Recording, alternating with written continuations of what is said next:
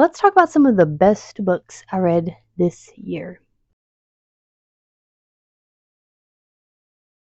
I really hate that at the end of the year. I always have a lot more energy for the books that I don't like than the books that I do like. But I did read some really good books this year. I'm going to pull up physical versions of the ones I still have, but some of these I either never bought a copy or other things prevented me from getting a copy. But I'll talk about that specifically in a second. Anyway, so the first book on this list, again, these aren't in any particular order. There's not like a solid number one that could at any point be a new favorite. But the very first one is The Invisible Life of Addie LaRue. And I'm really glad this ended up being one of my favorites because it was a very anticipated read. This is the Owl Crate like special edition that they did. And I read it for life and death, I think were the words for January's Buzzwordathon. And so I did the 7.5 deaths of Evelyn Hardcastle and The Invisible Life of Addie LaRue. I had like COVID as I was finishing this. I read it on Kindle and physically, so I could like take it with me wherever I go, and I didn't have to take the book physically. And it was so good. It was so much focus on the value of art and the lasting impact of not truly living forever, but how you've impacted others. And so in a way you have anyway. Like the main character in here clearly lives forever. She's like, that's what she's cursed with, basically. She asked for it, she got it, but no one remembers her. But in little ways, she has influenced artists and writers and storytellers throughout the world. And it's beautiful to see that. Like you don't normally get to see that kind of impact because by the time you go, you can't see how maybe a story of you and who you were influences a great grandchild or a student in the future may hear about this thing that Miss Dupree did. Like I think about that sometimes. It feels a little egotistical, but in a way, it's still not. I think we are all seeking to be heard at all times, to feel that our existence means something. And this really did that. Also, it shows like the value of life because she meets a guy who does remember her, but he's got his own stuff going on. So I really liked it. I thought the idea of the tempter was pretty cool. I wouldn't necessarily call him the devil, but that's the best approximation that he has. Their relationship was a complicated one, and I really enjoyed it. I would like more about that, not necessarily in a romantic sense, but I kind of liked the cat and mouse thing they had going on. This was very good. Highly recommend if you haven't picked it up. Let 2024 be your year to do so. One of the next ones I read that I thought was really good, solid favorite, The Initial Insult. This was fantastic. It's absolutely chaotic and silly and wild, and it is really good as a modern interpretation of some Poe short stories and poems. I really am considering getting it for like a classroom set so multiple kids can read this because I think they will love it. I think it works fine as a standalone too. I know it's technically a duology, but I kind of liked it on its own without any kind of wrapping up. It felt very Edgar Allan Poe to me. So I don't know, but that one is definitely one I really liked this year. Another book I really like that I don't have a physical copy of because I left my physical copy at school is The Catcher in the Rye. I ended up really loving this book. I don't know what I expected when going into it, and when you have older books, sometimes it's easy to get spoiled. But I was not spoiled for this. I didn't know what was going to happen, how it was going to end. Which it doesn't so much as have a plot, but the plot is like Holden Caulfield complains a lot, and he seems to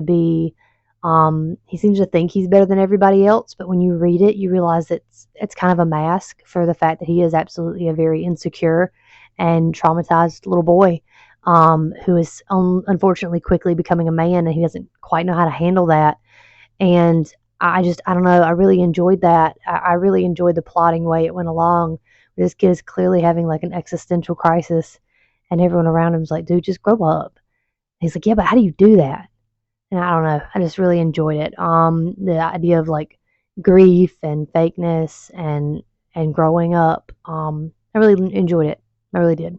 The next one that's a favorite for this year is Bunny by Mona Awad. This was like a surprise hit from the Gina Card Deck Challenge that I read in November and finished before the end of the year.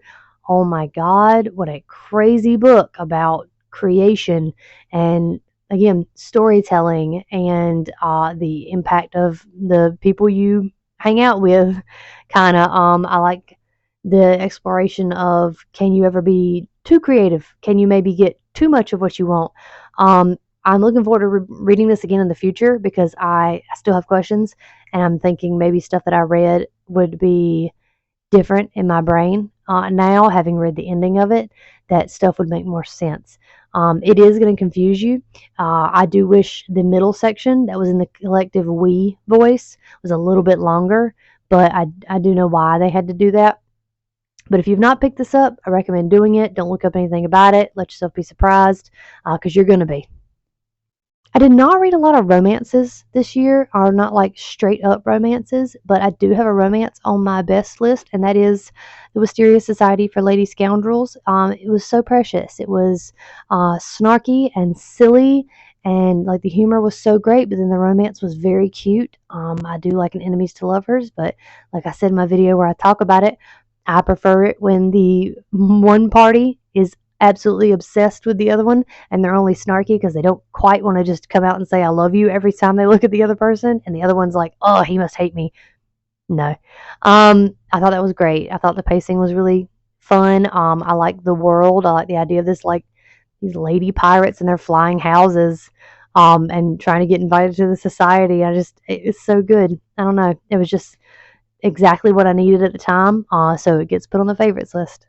There's a book I read for Summerween that is on this list, and that is Our Wives Under the Sea. What happens when something traumatic happens to your spouse and they come back different?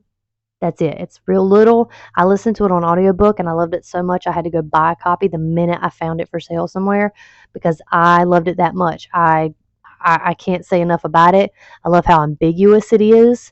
It never comes right out and says anything, but you kind of understand what the representation is supposed to be.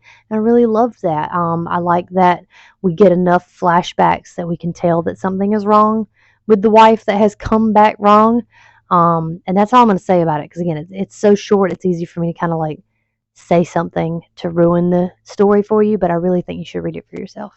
Another book I left at school that is a favorite for this year is The Book Thief. I've read this book before, but I read it again for my classroom's like small group reading. I had two kids reading it for that, and I cried.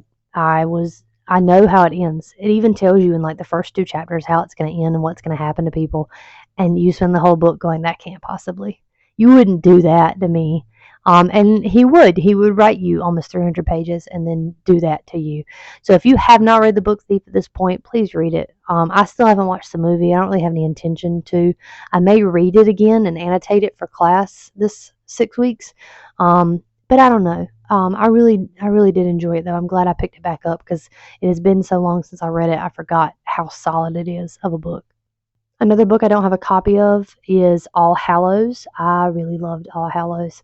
I read it not in like a spooky month, but I really recommend it for October. It happens on Halloween night and it takes place with multiple POVs and everybody is experiencing this sort of like supernatural horror coming to stalk them. It is definitely giving Stranger Things, but like kind of an R-rated version of Stranger Things. There's some really crazy stuff that happens near the end of it. It also doesn't clear up a lot of stuff. It makes me wonder if he's keeping the door open for not necessarily a sequel, but another book in that series. It is a book that's not afraid to hurt children, but it's also weirdly decent representation of lesbians, considering all the books I had this year that were not good representations of lesbians that get a happy ending. Spoiler alert, they don't kill off the gay couple, which I appreciated. But I really liked it as sort of a like slasher movie style book. It worked really well. That leads into the next slasher style book that I read, and that is Don't Fear the Reaper by Stephen Graham Jones. Yes, he is on a best list again. I also read My Heart is a Chainsaw again, and that is still solidly a 5, a favorite, but it's not on this list just because I included it like 2 years ago. This was great. I'm just sad I put it off, but also I'm glad I put it off because the third one comes out next year, and so I don't have to wait as long now. for that one to come out. But this was so good. It takes characters from the first book and sort of gives them a little bit more backstory. It opens up a lot more perspectives than just Jade in this one. A lot of people get POVs. It reminded me a lot more of the writing style of The Only Good Indians in that regard, where it will sit with a character it knows it's going to kill for a while, and you know they're going to die, but you just have to wait around for that to happen. Um, I'm very intrigued to see where the series is going to go, given the ending of this one. Um, and I'm not going to say any more than that because you really should read it for yourself. The next book I thought I had a physical copy of. I know I pre ordered it, but I'm thinking what happened was back in October, I lost my debit card and I had to reorder a new one. And before I could, I think some of my Barnes and Noble pre orders got like taken out.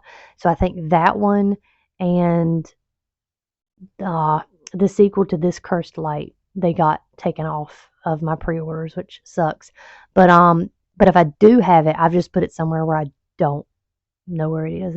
It's placed somewhere different. But either way, it's Wrath Becomes Her. It's beautiful. It's a historical like horror fiction where a man's daughter is killed.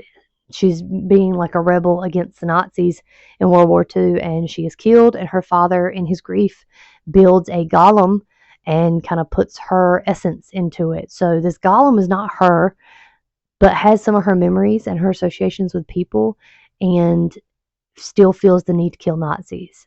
So it's very Jewish mythology Frankenstein. It's really good. It talks a lot about the value of like what makes us human, and sort of the cost we take when we lose a loved one, and or we have some kind of glorious cause we're fighting for.